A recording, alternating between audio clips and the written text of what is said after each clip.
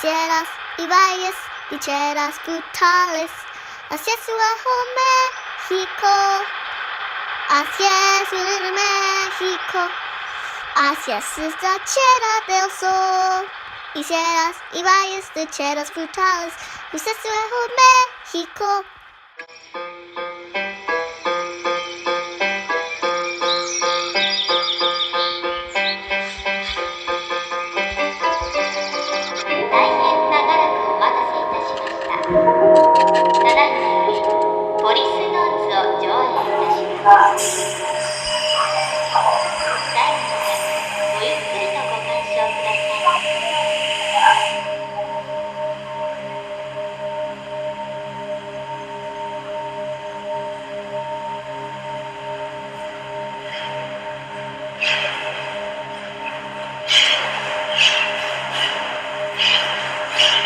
A beautiful woman singing to me and for herself as she washes dishes, peels potatoes, and hangs clothes on a sunny morning. Inside memories of lovely times as our eyes meet, she smiles as she sings this song. Dicen que por las noches nomás se la iba en puro llorar. Dicen que no dormía, nomás se la iba en puro tomar. Juran que el mismo cielo se entremecía al oír su llanto. Como sufría por ella, que hasta su muerte la fue llamando. Ay, ay, ay, ay, ay, cantaba. Ay, ay, ay, ay, ay, gemía. Ay, ay, ay, ay, ay, cantaba de pasión por tal moría.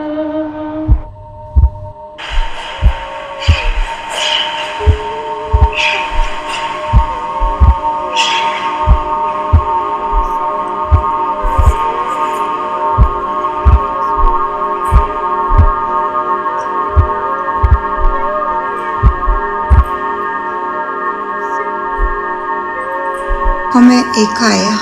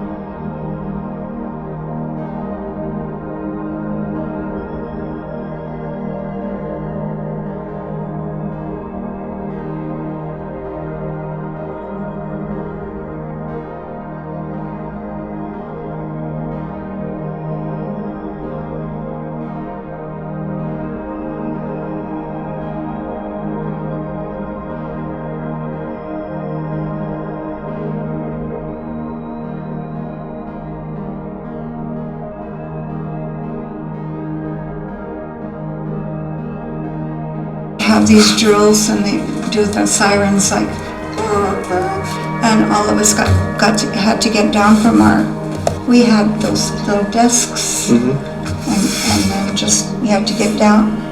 You had to get under it as far as you could on the floor and wait a certain amount of time until it was over, and then they said it would let us get back to the room, but we'd be there sometimes for an hour or two like that. So we would be kind of scared.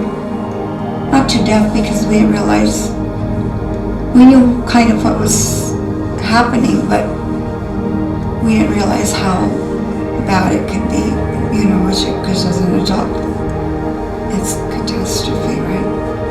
And, but we would do that all the time. And I don't know if it was for 1 or 2 years, 2 school years, you know what I mean, that we did that. I guess I would describe it as warm,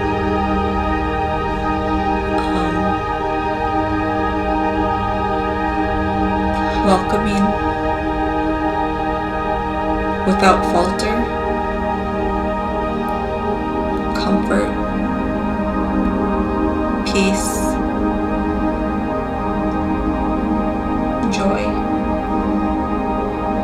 I'd say spending time with my grandparents growing up and just being able to experience the fact of being taught things that my parents didn't teach me,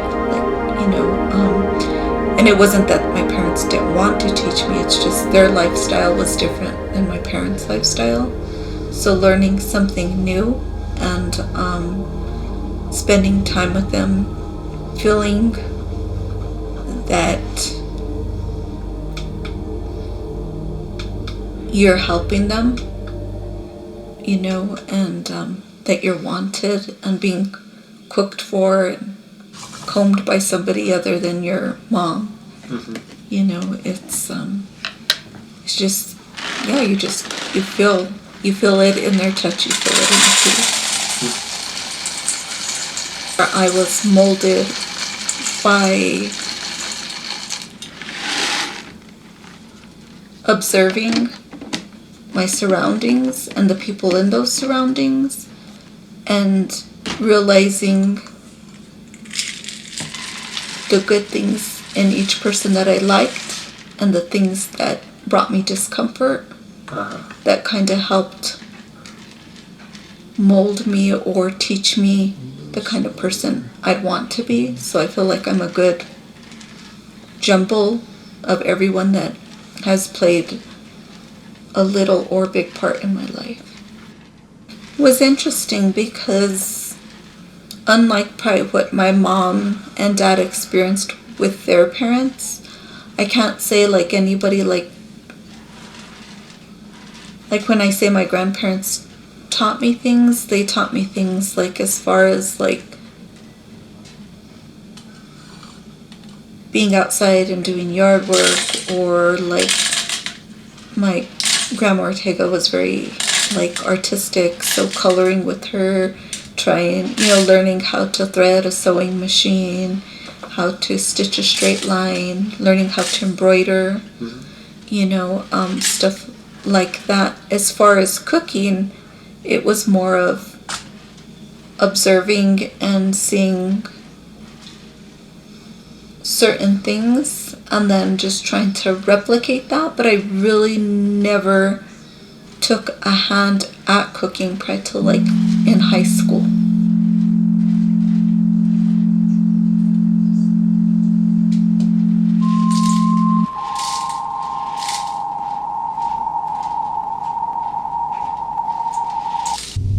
A diagnosis is not a death sentence.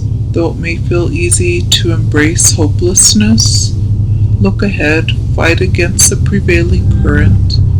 Survival is not out of the question. It is also not to deny the very scary feelings of what will happen to you and your body. I can't say much more beyond that. I wish you well, and I will do my best to help you. In addition to that, the cancer itself is not homogeneous.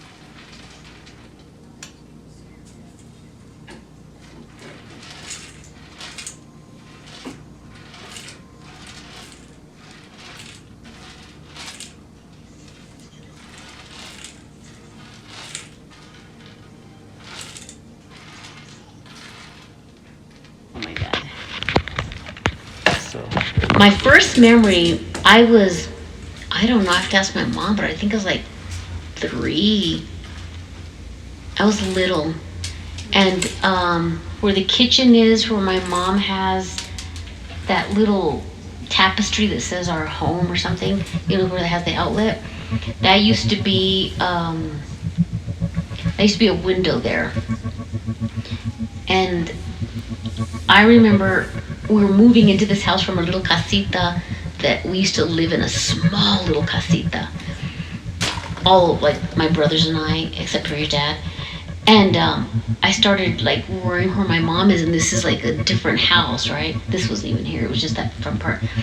And my dad picked me up because I started crying. I was crying for my mom, and he goes, no, look, she's coming. See, Mama, see her? And I saw my mom carrying a basket, like an old clothes basket, those plastic ones, and it had stuff in there. I don't know what it had, but they were moving from there to here, so it was filled with stuff. And I remember I started like giggling, and then my dad literally started tickling me, because then I got happy, and he started tickling me, and then he had me like right here on his shoulder, and I peed on him. Like, it's a true story. Well, my grandma viejita, she would come over, she'd walk over, and she would stay for a while, have tea, sometimes coffee, and she would get ready to go home, and we'd walk her back. So whether it was while she was visiting here or I'd stay with her a little at her house, she would tell me these same stories that I already heard multiple times before. But just hearing them, I just would wait it out. And I wouldn't even wait it out, I would just listen to them. And hearing her voice, it's like I heard them plenty of times, but that was special. That was my grandma viejita. Francisquita was her name. My other grandma, Mercedes, I used to go see her anytime I wanted. I'd just tell my mom or dad, I'm gonna go see grandma. And we weren't ever, unless it was really late at night, but we could go anytime. And she was always undoubtedly in the kitchen, either sitting down, eating something, or cooking, or making something, or cleaning. And I rarely ever saw her anywhere else unless I got to sleep over, and I would see her in the bathroom with the door open, because she wouldn't close it, and she would, I remember, always wash her feet. So to this day, I cannot get into bed without washing my feet. And why my grandma did that, I don't know. And I just think it's maybe something she was in the habit of doing, and now it's my habit. And I think of her often when I wash my feet. Do you experience nervousness or shakiness inside? Faintness and dizziness? The idea that someone else can control your thoughts. Feeling others are to blame for most of your thoughts. Trouble remembering things. Feeling easily annoyed and irritated. Feeling afraid in open spaces or in public. Thoughts of ending your life. Feeling that most people could not be trusted. Poor appetite. Heart or chest pains. I feel like this. Do you feel tempered outbursts that you cannot control? Feeling lonely even when you are with people? Feeling blocked? Feeling blue? Sad? Feeling disinterested in things? Feeling fearful? Are your feelings easily hurt? Feeling that people are unfriendly, or do you feel like people dislike you? Do you have trouble falling asleep? Nausea, upset stomach, hot or cold spells, numbness, tingling in parts of your body, trouble catching your breath? I feel like that all the time. Lunes caen en cascada por el valle en los pasillos. Tus hijos se llevaron sobre nosotros colgado en el aire dulce, en una instancia dividida de paz. Encender dentro atrapó la llama y en tu boca Te caíste sin intentarlo. No hay otro Dios encima de ti. Qué forma tan perversa de tratar el mundo que te ama.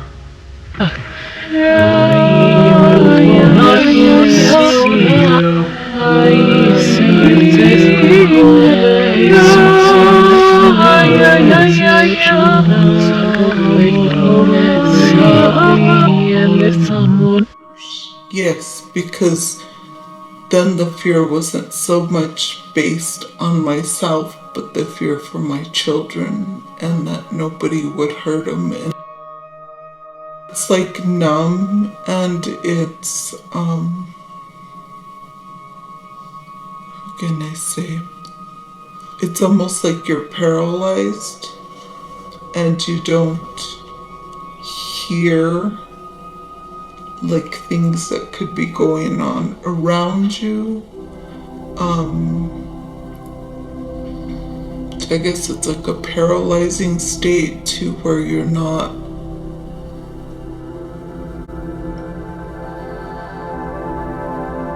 that you're living and you're struggling to find a resolve, but you're not necessarily seeing a lot of what's around you because you're only looking for that one thing that you want to be able to find. And yeah, kind of just like the noise just slips away. It's like silence.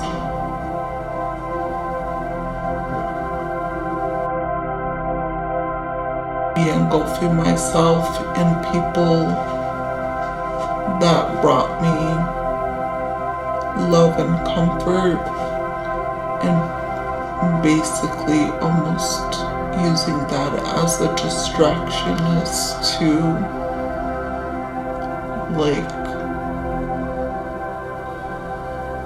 the unfortunate things that might have been going on in life or might have happened.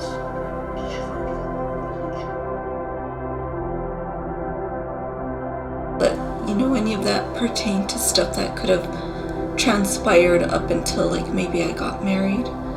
And at that point, I think I was at a very comfortable place in life. And obviously, you always still have little battles here and there, but nothing of great significance.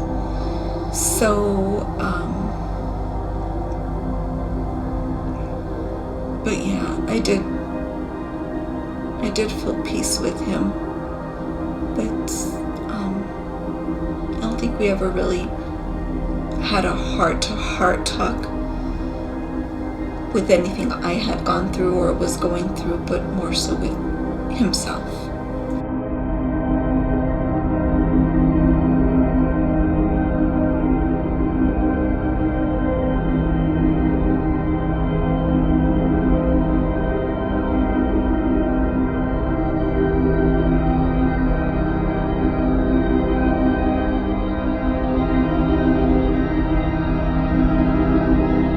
Lips, just to see how lipstick would look in different shades. So it's kind of like that. I remember smelling the perfumes, like they had perfumes out, but not necessarily putting them on, and just wanting to smell like what their shampoos and soap smelled like, just because it was different than what we had at home. So I remember, and at my Grandma Ortega's, she didn't have the bench hamper, but sitting on the edge of her tub, and kind of doing the same thing, and usually it'd be sometimes by myself, but more often if Sarah was there too, or at my Grandma Peralta's if Carolyn was there, we'd hang out in the bathroom till somebody had to use a bathroom, because that was the only bathroom. So for holidays, we'd go in there and we'd sit down and we'd just talk till somebody knocked and say, who's in there? I gotta come in, and we'd go out, and the minute they left, we're right back in. And I don't know if it's just because it was a private place, and it was I don't know, maybe just not having to ask permission if we could. be in my grandma and grandpa's room, because I don't think they would have wanted us to just be like hanging out in there, or in Miguel's room, you know. So kind of the same thing at my other grandma's. So it was interesting that that was like kind of like our place to hang out. I was like in 3rd grade when my grandma Ortega got sick. So unfortunately, I only have memories of her cooking up until then, and eventually she learned to cook again. But, you know, everyone said she tried and she didn't do a bad job, but it was never quite the same. But I do remember when I was very young, her bread. She made amazing bread. Good bread. And I really enjoyed that, but I've never tried to make bread myself. Unfortunately, my boys have made bread before I have.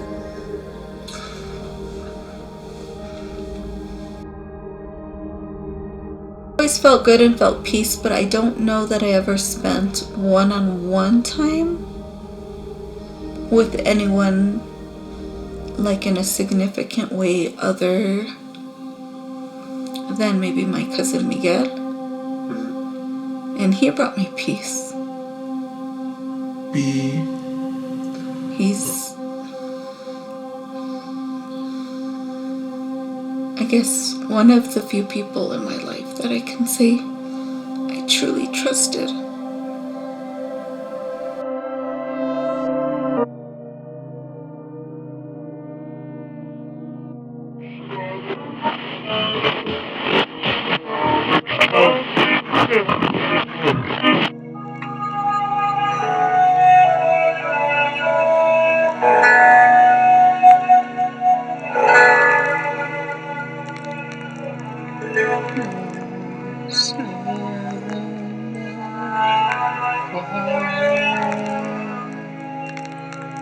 Oh, yes, oh, yes, oh, yes, oh, let, yes, by, yes, oh, yes,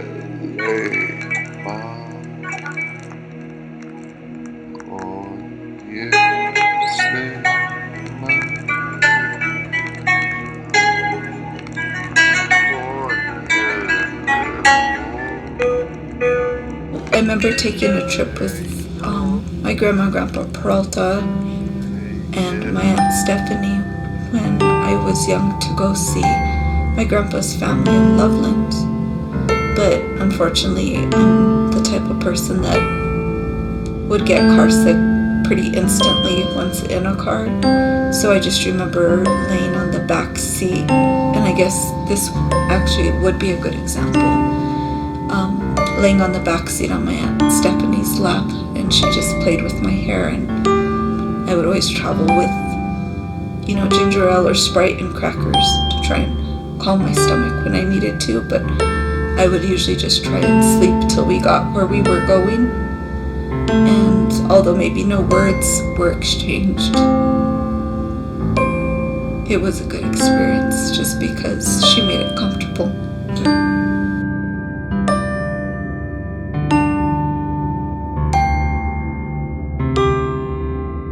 I guess my Uncle Art and Aunt Inez as well too, you know, they were always very thoughtful and considerate to like include me on, you know, a little road trip to either Albuquerque, or I went with them to San Diego with them and my cousin Victoria when my cousin Dominic graduated from the Marines. And that was a fun trip because we went in a motorhome and he would give us, Victoria and I, there was like a catalog to find RV campgrounds, and he would let us pick where we would want to stay in. Of course, first requirement was it had to have a swimming pool. So, he was always very gentle and loving with me, and spoiled me in not like materialistic ways, but he was an amazing cook.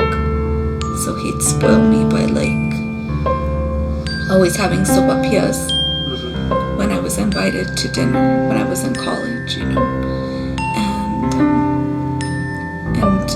usually sopapillas are like, I don't think most people enjoy them on a daily basis, so it's always something I've considered to be like a treat or something special. So I can say like I might not have conversed on like emotional or like individual level with him a lot, but he did a lot of special things to make me feel like uniquely important.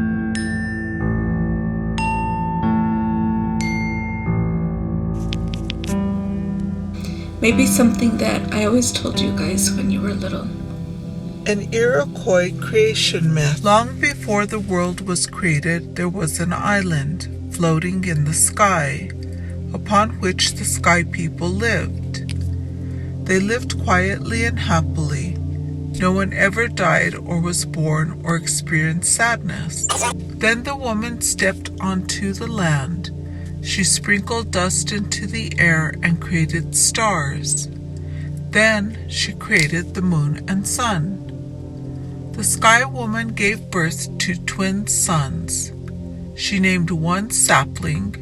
He grew to be kind and gentle. She named the other Flint, and his heart was as cold as his name. They grew quickly and began filling the earth with their creations. Sapling created what is good. He made animals that are useful to humans. He made rivers that went two ways, and into these he put fish without bones. He made plants that people could eat easily. If he was able to do all this work himself, there would be no suffering. Flint destroyed much of Sapling's work and created all that is bad. He made the rivers flow only in one direction. He put bones in fish and thorns on berry bushes. He created winter, but Sapling gave it life so that it could move to give way to spring. He created monsters which his brother drove beneath the earth. Eventually, Sapling and Flint decided to fight till one conquered the other.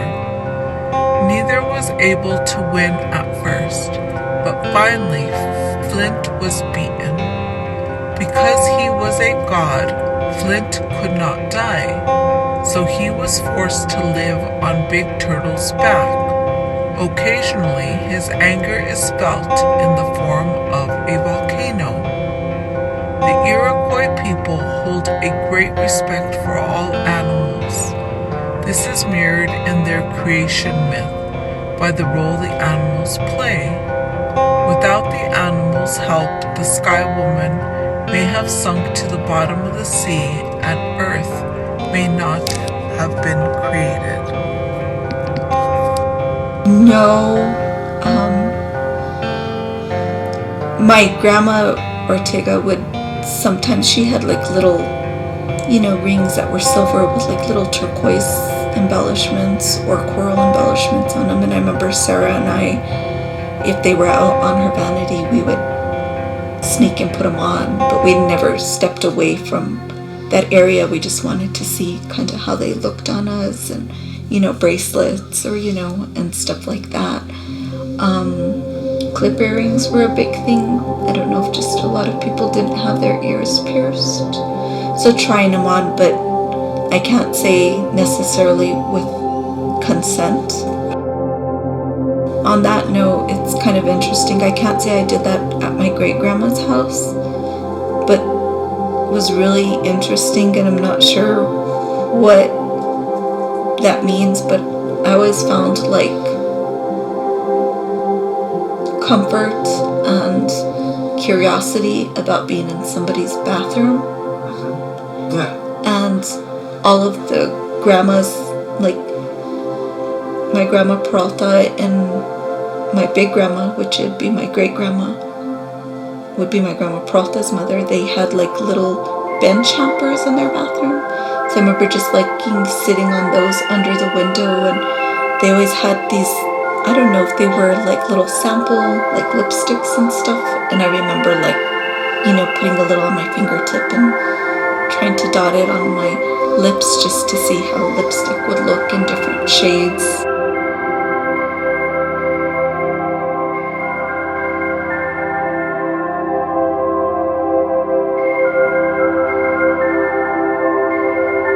No, like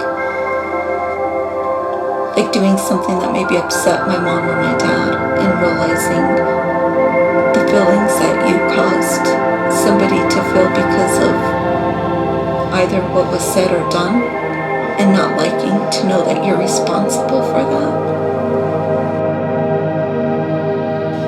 Strength, not just the strength of their character and not being afraid to speak up for themselves, but physical strength, you know,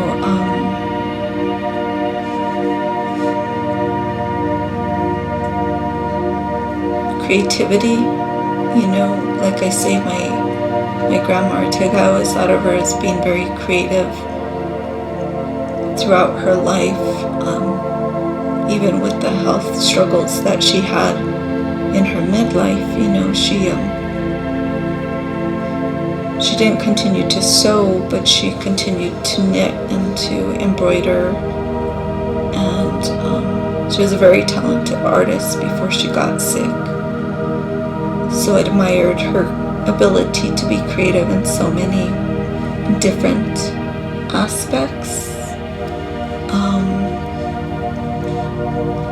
This might sound really ridiculous, but my great grandma, I admired her sense of style, and one of those being it was really rare to see a woman with long hair. And even though she pinned it up in a braid and always had beautiful combs or, you know, barrettes in her hair, because she did like silver and turquoise and coral. And being little, you don't realize like there's a bun on someone's head. Obviously, when they let it down, there's going to be a good amount of, you know, hair and stuff. But just the way she dressed, the way she carried herself, you know, like I say, like all her little embellishments, from her jewelry to the things she would put in her hair, was something that I admired. Their love, being able to feel their love, and some I felt at a younger age, but ultimately I felt loved by all of them, and being appreciated.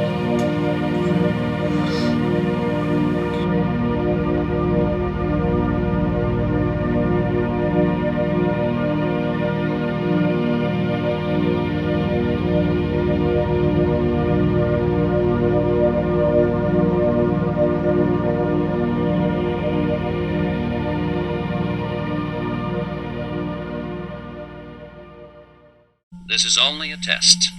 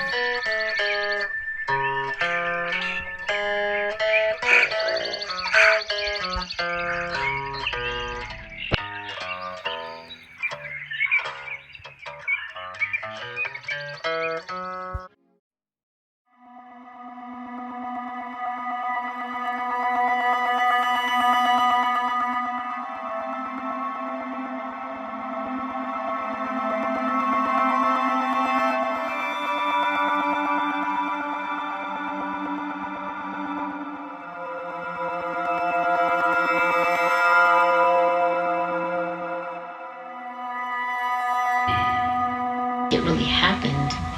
But to this day, when I hear thunder that is loud and crackling, it terrifies me. It really scares me. But it started because I woke up one night.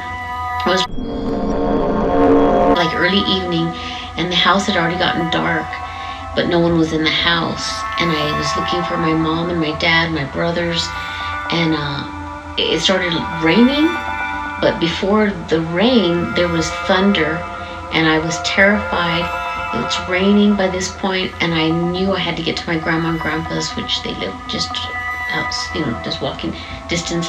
And I was about 5, and I ran to my grandma and grandpa's. Like, I ran as fast as I could because I was fearful. I was scared. And when I got there, they asked me what they were wondering what was I doing there, and I said I was alone and I didn't know where my parents were. So they didn't know where my parents were either. They had actually apparently gone across the fence for this dinner that they were going to have. They took my brothers and they stayed there longer than they expected because I hadn't been feeling good apparently, and I was here at the house, and they were going to come check on me. And whatever happened, I don't know if it was a dream or not, but I don't think it was. And my grandma and grandpa took me into town, and they bought me a Coke and some fries at Plaza Cafe. That's what I remember. So was it real or was it a dream? I think it was real. Gosh, there's so much. I don't even know. Just playing outside, playing at what we used to call the ditch. I don't know if it's called an acequia for sure or not, but the ditch, I'd go and I'd play alone, or sometimes my brother would go with me, Barty. Sometimes my cousin Anna or my cousins when they come visit from Denver or Albuquerque. That was a big deal to them. So we would... This is a test.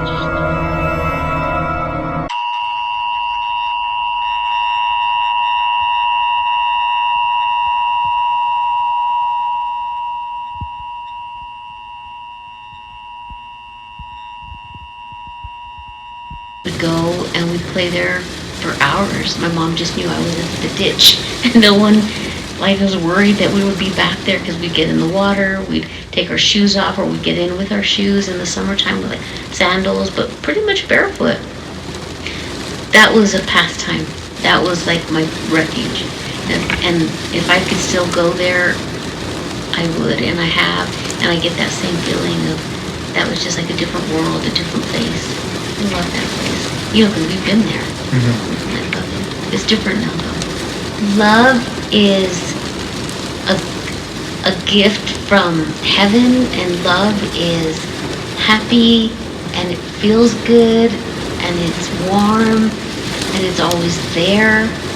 And there's so many people that we love that love us, and it's life. I mean, love is even there when someone dies.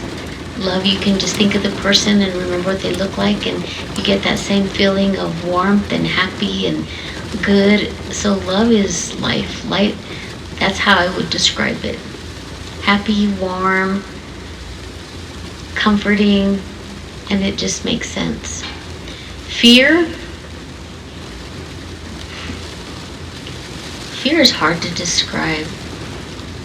It's like a stop sign in some ways. It's like a danger, an area of danger, but it's not, because it's normal and it happens from the time you're a child to probably maybe even when you're dying. If you're afraid, it's part of being human. And fear isn't a bad thing. It's just knowing when you're feeling it to be able to understand why you're afraid. Sometimes we're just afraid and we don't really know why and can't put reasons to it. But fear is a tough one, yet it's being human. I don't know, I didn't describe it, but it was just, I'd have to think about that.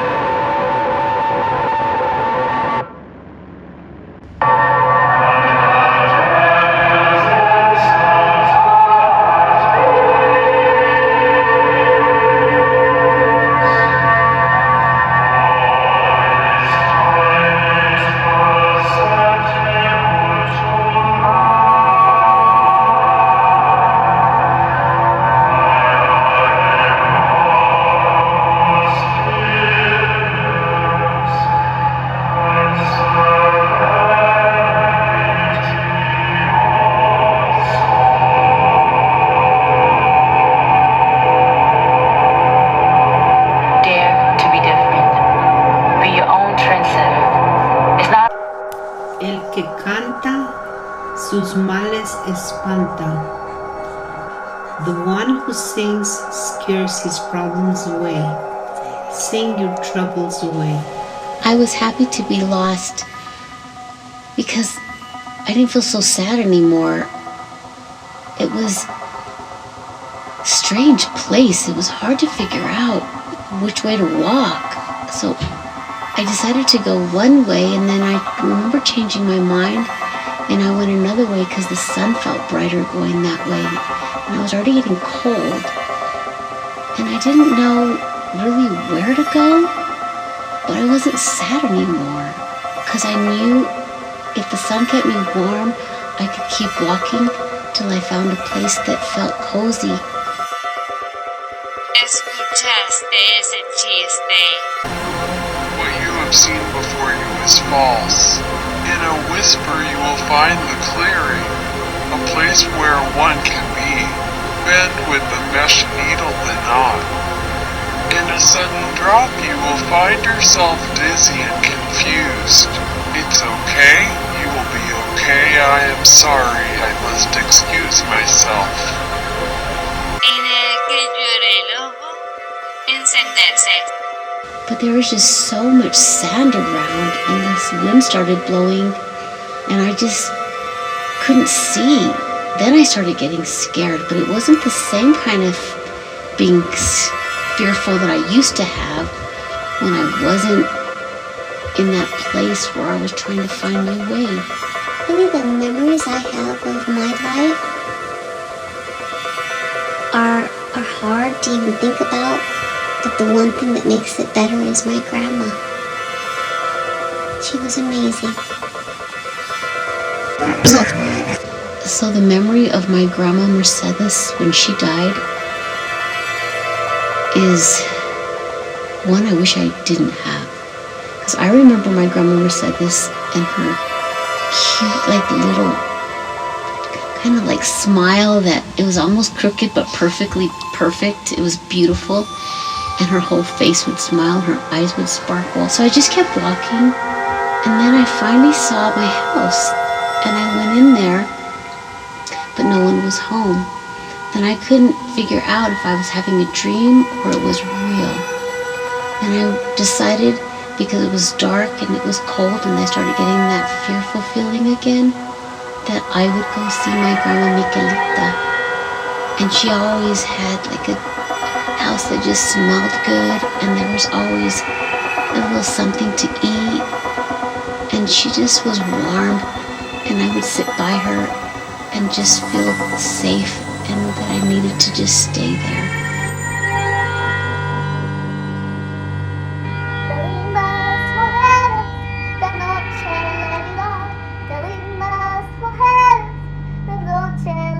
It was just what I knew it would be. She was a beautiful, kind, sweet, very generous woman. And I had already had my son, my second son, and we came to the funeral, and my husband wanted me to see her so I could say bye to her when the casket was open, and I hesitated. And I didn't want to go, but I don't know, I was encouraged to do it, and somehow I just followed through, and he held my baby, our baby, and I went, and that was not the way I ever saw my grandma look. And that's one of the, I have to think now how she always was. Otherwise, that look of anguish and pain of how she died with that expression, I wish I had never seen. So it's confusing to me. I have to allow those memories of what I remember to live, because otherwise that last expression of my grandma can kind of take over, and it's not something I want to have. Spirits with us in life, for me in my life, I've always felt them. They've always been with me, whether it's been a grandparent, particularly those I was closer to and I spent a lot of time with.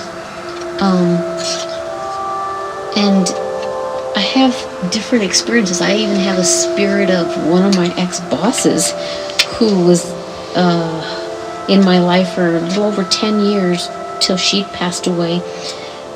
My father most recently. But I've really understood now why people say a person really never dies or that they die to live. Because the die to live part for me is real in that I could feel the presence. When I go to my dad's grave, which I went today, it's peaceful and I want to stay there always longer than I ever thought I'd want to stay in the cemetery.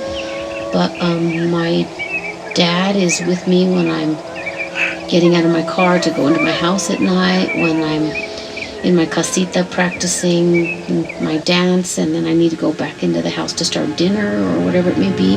My dad even walks with me that short distance, and I wonder why he's always there. And it's not a bad thing, it's a great thing, but then he's not there, but he is there. It's a strange life that I know and I feel.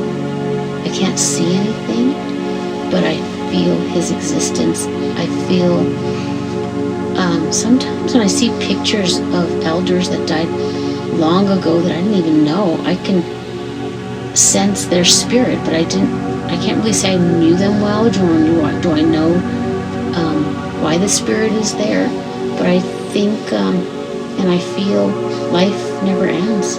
It just has a different way of living. You were beautiful. Your songs cascade through the valley. At the halls your sons rose above us, hung in the sweet air in a split instance of peace. Ignite within, caught the flame in your mouth. You fell without trying. There's no other God above you. What a wicked way to treat the world that loves you. Eras hermosa, tus canciones caen en cascada por el valle, en los pasillos. Tus hijos se llevaron sobre nosotros colgado en el aire dulce, en una instancia dividida de paz. Encender dentro atrapó la llama y en tu boca te caíste sin entartarlo. No hay otro Dios encima de ti. Qué forma tan perversa de tratar el mundo que te ama.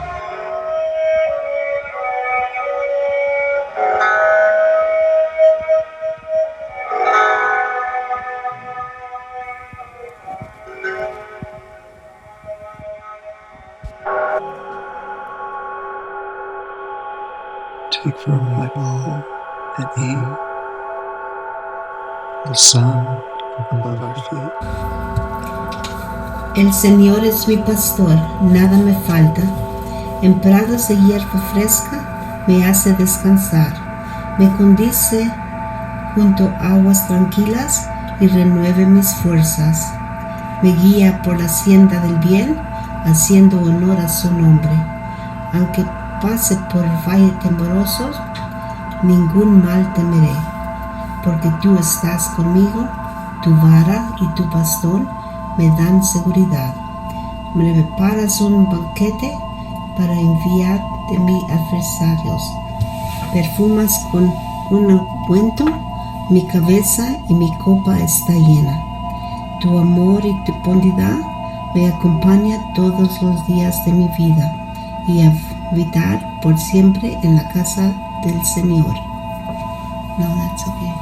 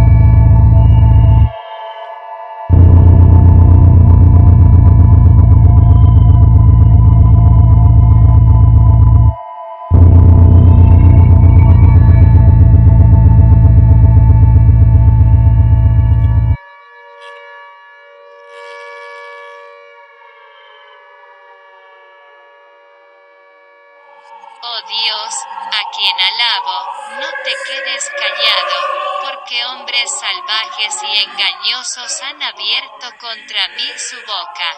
Han hablado contra mí con lenguas mentirosas. Con palabras de odio me rodean.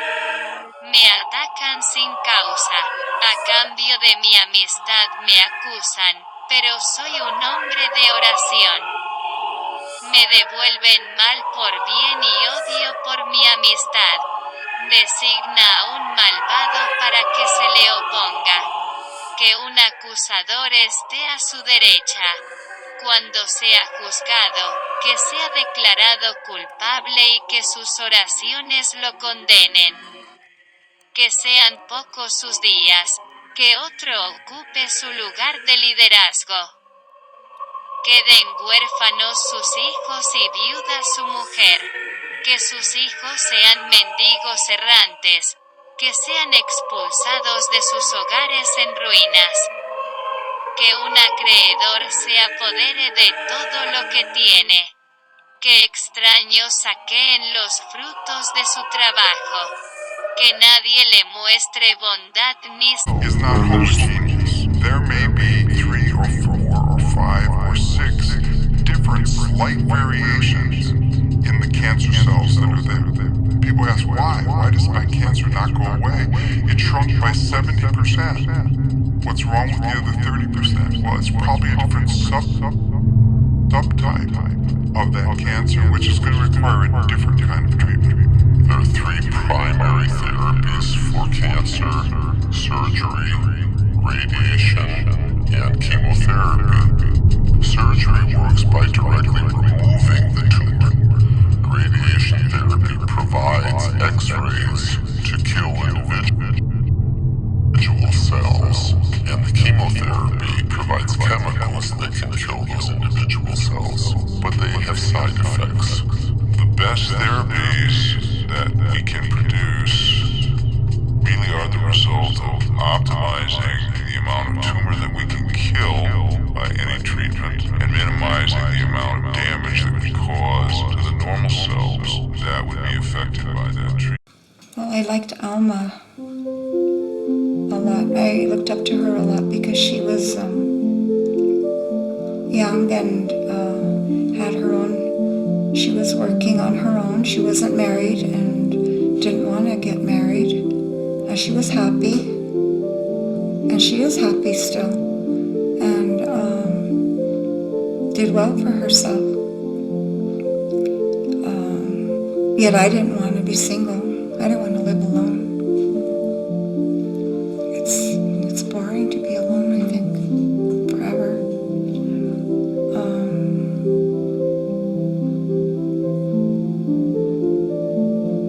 I don't know. Love it. I've always just loved it. I've loved things, pretty things. Yeah. Because I used to, like I told you, babysit. And of course, they would pay me cash. And I would go to one of the stores on the plaza. It was what do I call brown? What bro? Like a proof shop.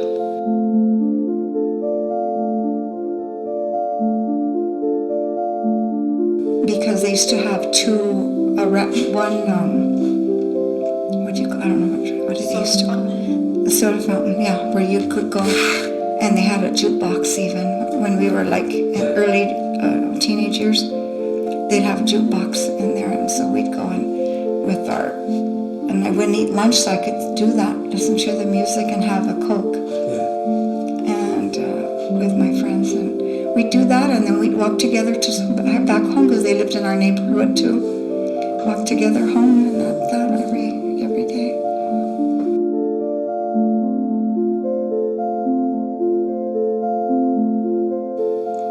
6. Okay. Yeah, we didn't have a TV before that. When I was little, Grandma and Grandpa always had the radio on. Did they still? The radio would be on. We'd listen to it all day. Like the news, or? It was mostly news, yeah. Because there wasn't like all these programs now, and then there was Spanish. It was in Spanish. Right. You could get it in Spanish and English. That was like in the late 50s, early 60s. Do you remember?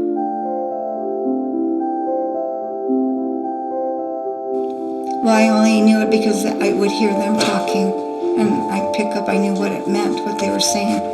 Because when I was little, this is like I was 2 and a half, I would go to Mom Lizka and pull her on her apron, and I'd say, "Asoles tal vez?" In other words, are we having beans again? Because I was hungry. And so I had the thing, the bib. Yeah, so she'd sit me on the regular seat. And serve you beans. And serve me a little bowl of beans.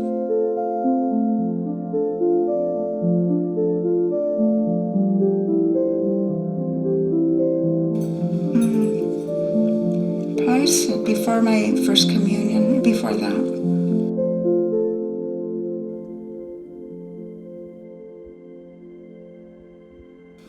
But I was about in 5th grade, maybe, when she died. And then my Gramita, we used to call her Gramita. And she was, what was her name?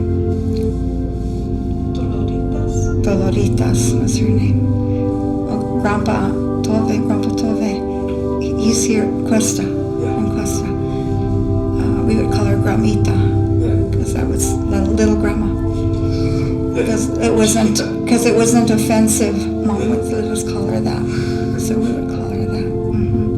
And Gloria is my cousin. She's 2 years older, 2.5 years older than me, or 3 years, 2 years older than. And we'd go there, and we had a lot in common because we're pretty much the same age, and Doris too, and me. You know what I mean, age-wise, the space and stuff. And we'd have more fun. She was spoiled because she was the only girl. She was my grandma's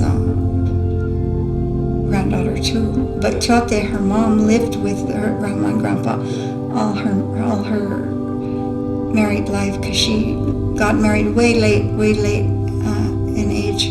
She was single and she had 4 kids. Lee and Alice, and there was.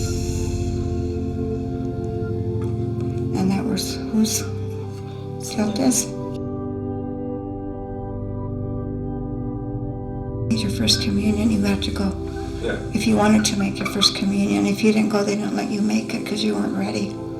You have to know what you're doing, what you're actually doing. Yeah. Not just that it's this day that you do this, you dress like this, and you pray this in church, and they teach you how to behave in church. You're quiet. Mm-hmm. Don't make any noise and don't interrupt anything. You can't leave outside or anything. You stay sitting down. You don't get up and move around and stuff like that.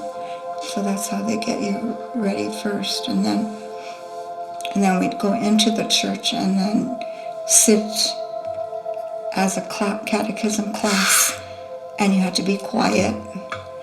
And then they did pray. We'd pray the rosary.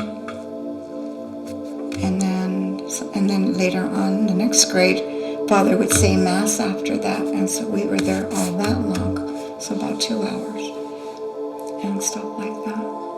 And we went to catechism until, I'd say 6th grade, 7th grade. Yeah. And then I stopped.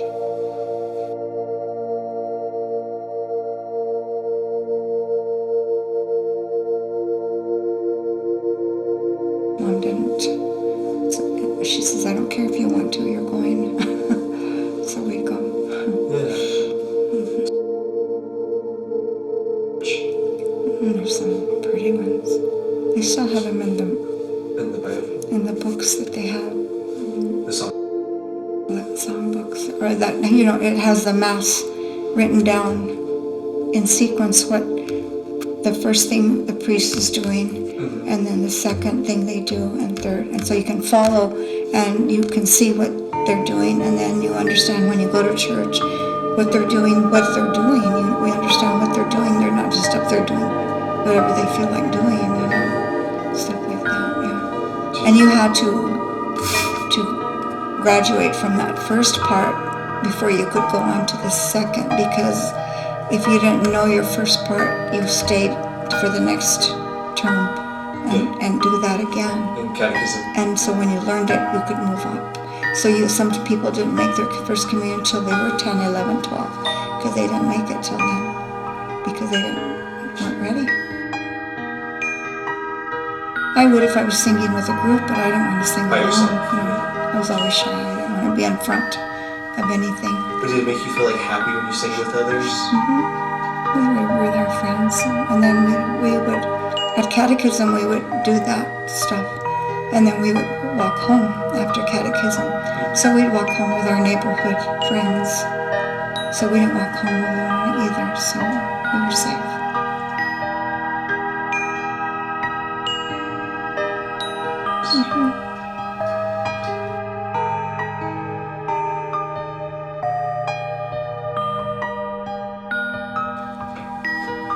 The church is always the same.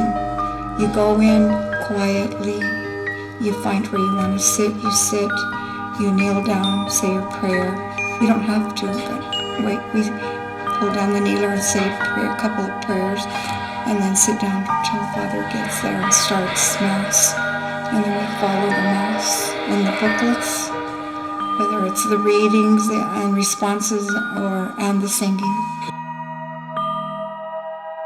They're just regular little kids like we were, playing in the dirt and playing with each other and having a good time making mud pies and stuff like that.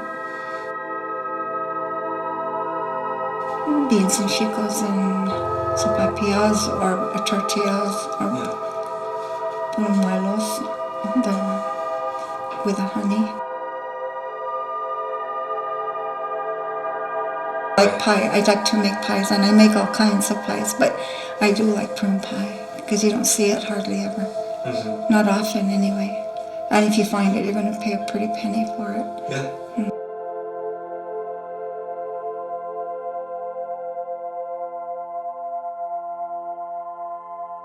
But yeah, and cookies. I have a bunch of cookie recipes, but I don't do them often anymore, and I should, because Dad loves homemade cookies.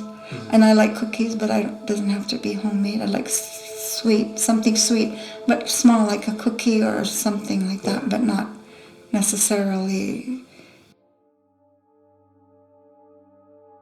And even at home, I tried it. I'd get a piece of material, because Mom had material all the time, all over the place. And I'd cut a piece like that, and she had a machine with a treadle, but it was a treadle at first, so it's also old ones like that. So I learned to use that, and I did use it just to make straight two pieces together, maybe that big, two pieces the same size, and then practice on it. You draw a straight line with a pencil or a pen on a piece of that material, and then you'd sew that as straight as you can by the line. You'd practice like that, and that's how we learned to sew. And you were probably about how old do you think? 12, maybe. Okay. I used to do it. Do you remember how old you were when you made your first piece of clothing for yourself? 14. Oh wow. And you would get money for material from babysitting? Yeah, Mom.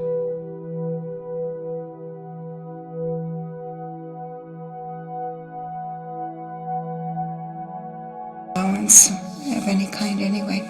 So yeah, so I would babysit, and I babysat a lot, all the time, and for a lot of people. So I did good. I used to be able to buy tons of material, and I bought my sewing machine, because I would put some of that away right when I got paid for babysitting. I'd put it in something and say, this is for the machine. So I can buy, even if it's a used machine, I don't care, just so it works. And I did buy it, yeah. Do you feel that sewing and making clothes for yourself was your first expression of really who you were as a person? Because you have such a flair for fashion. It's not typical like most people. You kind of have a very unique and beautiful style that I think a lot of people think of when they think of you.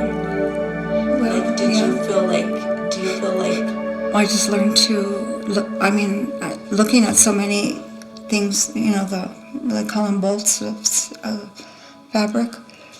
They have them like in a thing like this on a shelf, right?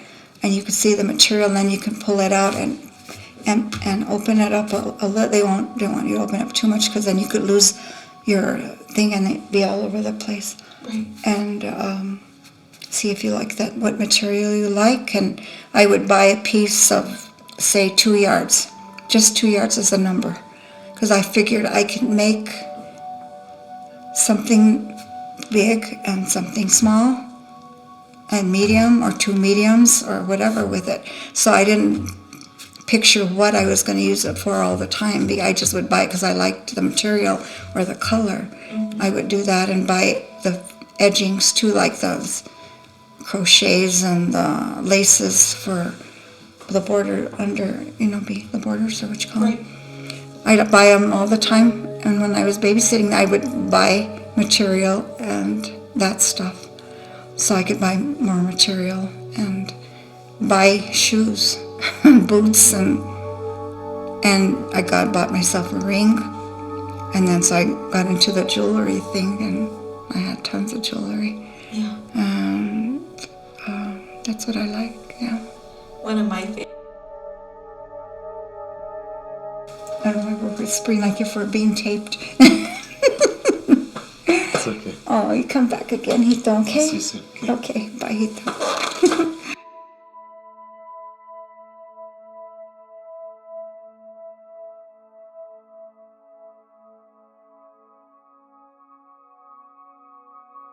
Was out in the open, kind of, because you could see it. The colors and the whatever that you saw. When you saw me, makeup and whatever, at least it would bring about conversation with girls, because I love your thing, where did you get it, and where did you find it, and all that, bring up, and made friends like that. So, and then I would tell them, well, if you could buy the pattern and the material, I'll make it for you, make you one if you want to. So I would do that too, and stuff like that, so.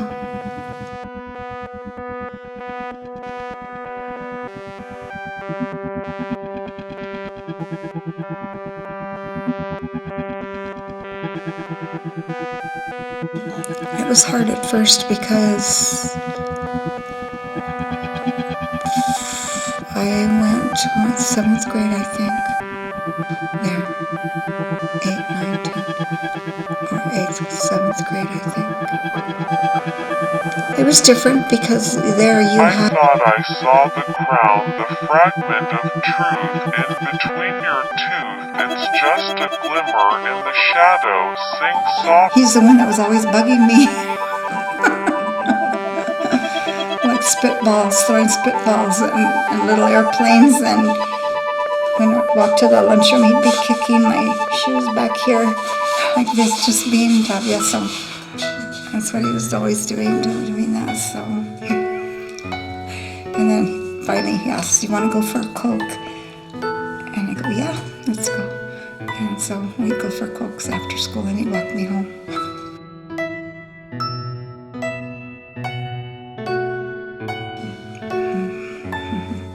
Anyway, it's been good. Thank God. What was it like becoming a mom and having like your own kids? Yeah, and what? Like when you became a mom, what was it like to have like your own kids? Like, oh gosh, it was nothing like it. Nothing like it. Happy. Just blessed. Thank God for him, And what would you say is, because I'm sure in a lot of ways it's the same, but it's also very different. What's it like being a grandma? Oh, it's exciting. It's exciting. You're happy for that. If it went, that it went well. That the baby was born okay, the mom is your mom, like if it's you guys, you're doing okay, you're doing well, and you're happy, happy. And that's what does it, because then it's going to be good. And then the baby is, it's just nothing like holding a new baby. Mm-hmm.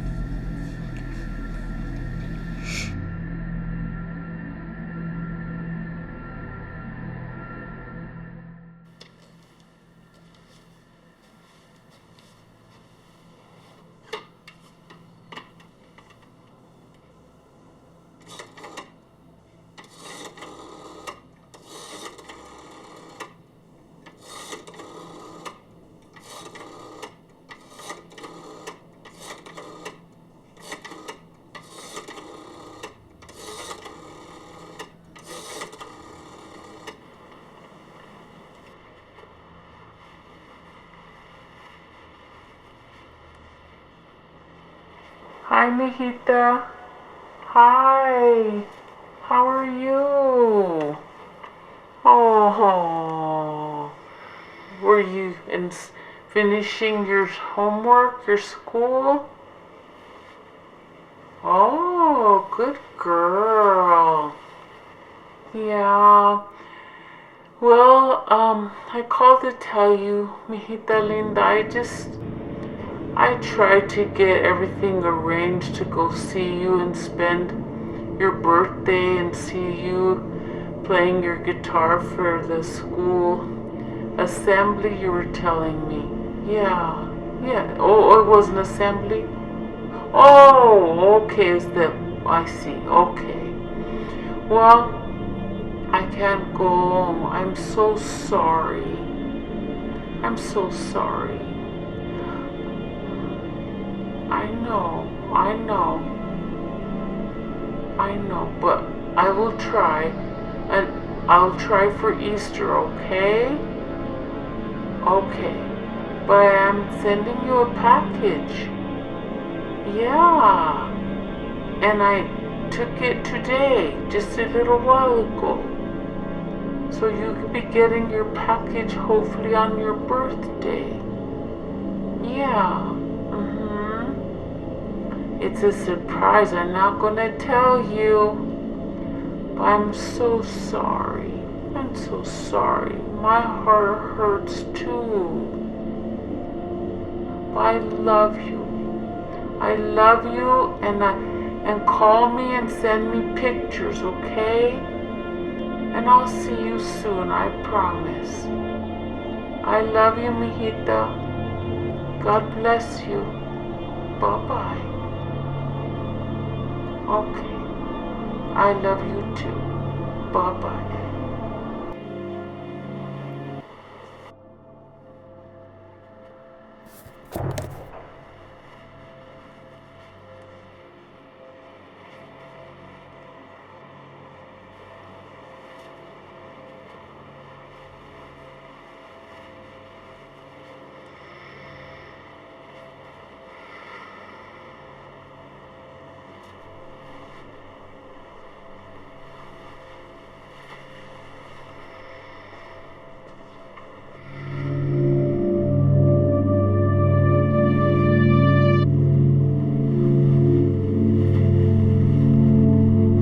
Not a moment too soon the earth will shatter without you.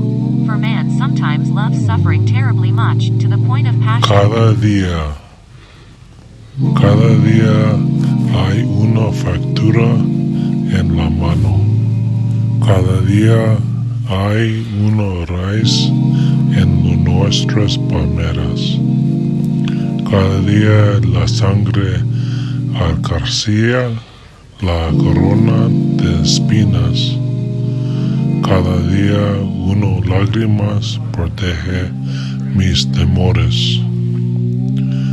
Odio la frase cada día. Wipe out my ideals, show me something better, and I will follow you. I wished to stifle with external sensations all that was ceaselessly boiling up inside me. To love is to suffer, and there can be no love otherwise. The pleasure of despair, but then, it is in... Because I thought we'll have 10. If you keep going.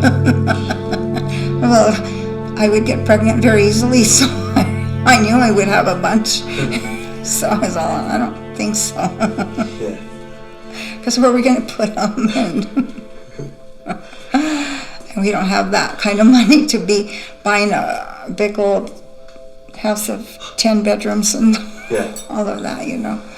So it wasn't what we want, it's what God gave us.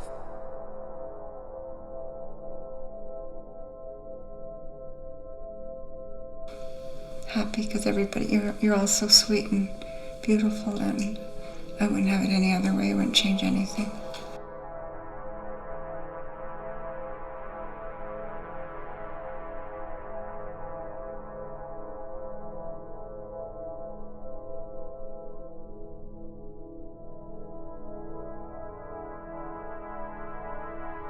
I was connected kind of, but we weren't super close because they didn't spoil you like you get spoiled, you know? Mm-hmm. You would go when they visited, your parents visited, you had to go. You want to go, mm-hmm. You had to go. But then you had to make yourself scarce and be quiet, you know, so they could talk. So like we would disappear into like Gloria's bedroom with her comics and stay there until we were coming back home, so we really didn't need to go. But we would go so we could say hello and give kisses to the grandpas and stuff like that. Well, they made you go, so. And it's good too, because they do want to see you. You know, they do. We do. Mm-hmm. It doesn't have to be every time. I mean, we're not like that, but to see you and then have some sort of a connection, you know. Yeah. Las cuerdas pedalea por las calles. No olvides llamar antes de que te vayas, desvanecerse de la pantalla y hacer creer que un día veré las flores que te cubren. Aprovechame contra tu línea nocturna, anhelando un momento de brevedad. ¿Cuándo fue la última vez que estuviste? If my words did glow with the gold of sunshine, and my tunes were played on the harp and strung, would you hear my voice come through the music? Would you hold it near as it were your own? It's a hand-me-down, the thoughts are broken. Perhaps they're better left unsung. I don't know, don't really care. Let there be songs to fill the air. Ripple in still water when there is no pebble tossed, no wind to blow. And yanking on my dad's pant leg to help me get on the chair. Because I couldn't get on the chair. He lift you up? Yeah, he put me on the chair and make sure I wouldn't fall off. If you could describe your dad, how would you describe him? Oh, I loved him. He was mellow. Nothing shocked him. He never complained about anything. He was quiet. He was quiet demeanor, but I mean, like, he talked, of course, a lot at home. But in the evenings it was real quiet because he was watching TV and fights. He loves the boxing, yeah. And we liked the boxing. He would let me and Doris watch with him, but be quiet. And he would get us popcorn. He would play with us.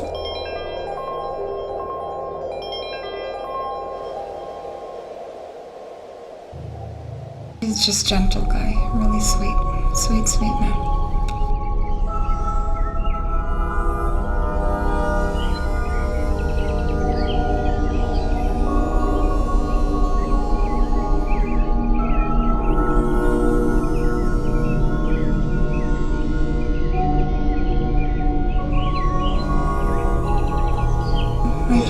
I do. But like, I do. when as bad But as it took a long time. Yeah. It took a long time for me to go visit her, for one thing. I wouldn't go often, just because I was, I guess had been hurt, and I was, if you call holding a grudge, I guess. Just feeling, if you can do that to me, kind of, I didn't trust her.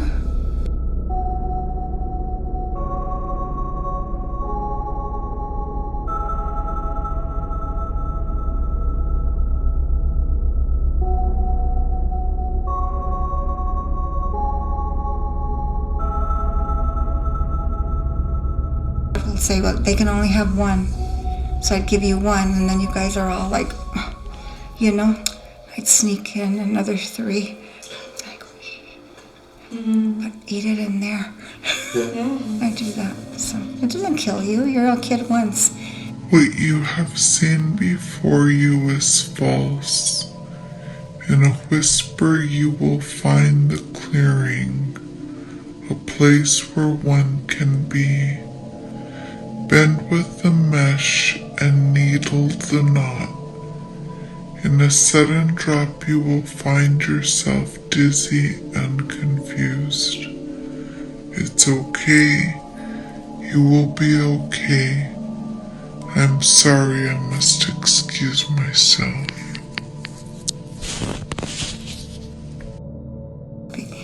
But if I could fix it, it wasn't fine. I'd look at it. If I can fix it, it's okay. And anyway, that's what it's for, because they outgrow clothes so fast. It's not like they're going to be wearing that for 3 years and 4 years, like we do at 5 years. Your clothes, right? Yeah. So it's not such a big.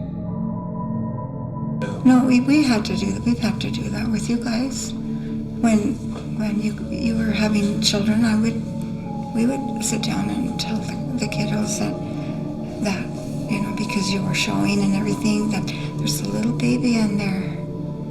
Watch, go touch, and be still and shh.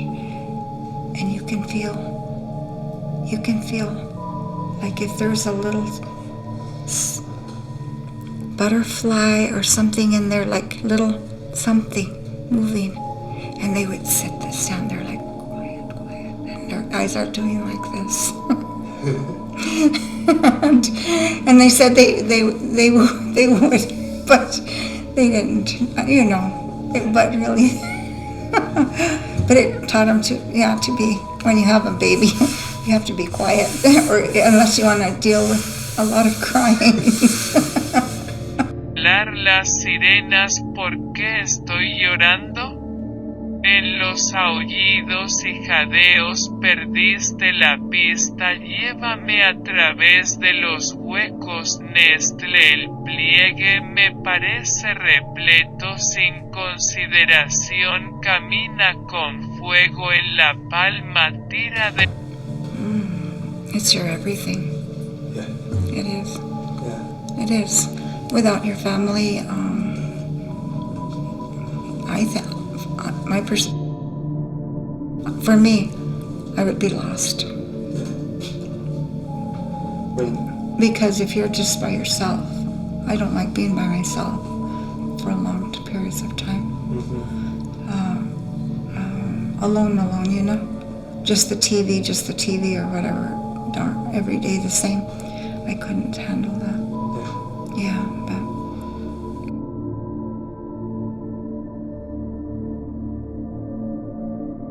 luckily, right? I mean, maybe tight sometimes, but you can make it. You know what I mean? You're okay. Yeah. Yeah.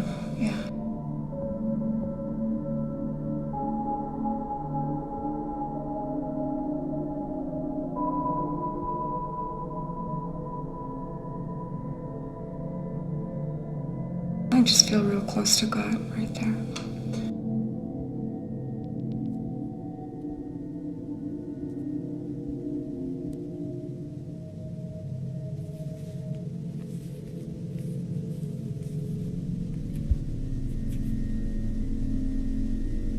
Lo que has visto antes es falso.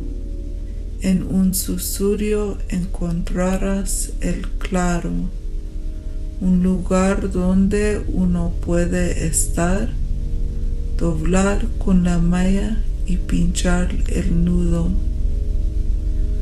En una caída repentina se encontrará mareado y confundido. Está bien, estarás bien, lo siento. Debo disculparme. When I was younger, there wasn't programming on TV like there is now, to where there's not any stopping it throughout the later part of the evenings and into the early morning. And so at a certain time, the TVs would just be consumed with white static on the screen and the noise of static. And so you were not able to watch something late at night. So one of the first dreams that I remember vividly was that I dreamt that I walked into a living room. And I don't know if it was our living room, but it was a very dark living room, and the only light that illuminated that room was the TV with the static. And I remember approaching the TV and standing in front of it and just watching the static.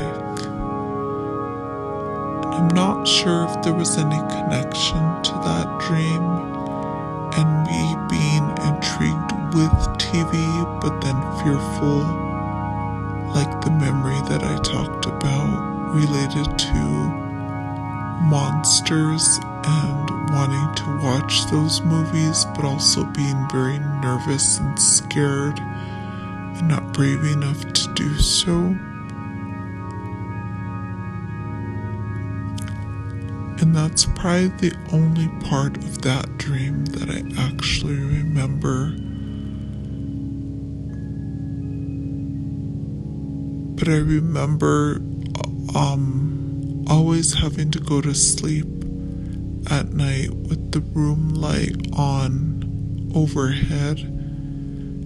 And I guess when my mom would go to bed, she would turn off the light, but she would allow me to keep it on just so that I could be comfortable and be able to fall asleep. Apart from me. Si mis palabras brillan como el oro del sol, y mis melodías se tocarán en el arpa sin cuerda, ¿oías mi voz a través de la música? ¿Lo manteniera cerca como si fuera suyo? Es una heredad, los pensamientos están rotos. Quizás es mejor dejarlos olvidados, no lo sé, realmente no me importa. Que haya canciones para llenar el aire, ondulaciones en el agua quieta, cuando no se arroja ninguna piedra, ni viento para soplar.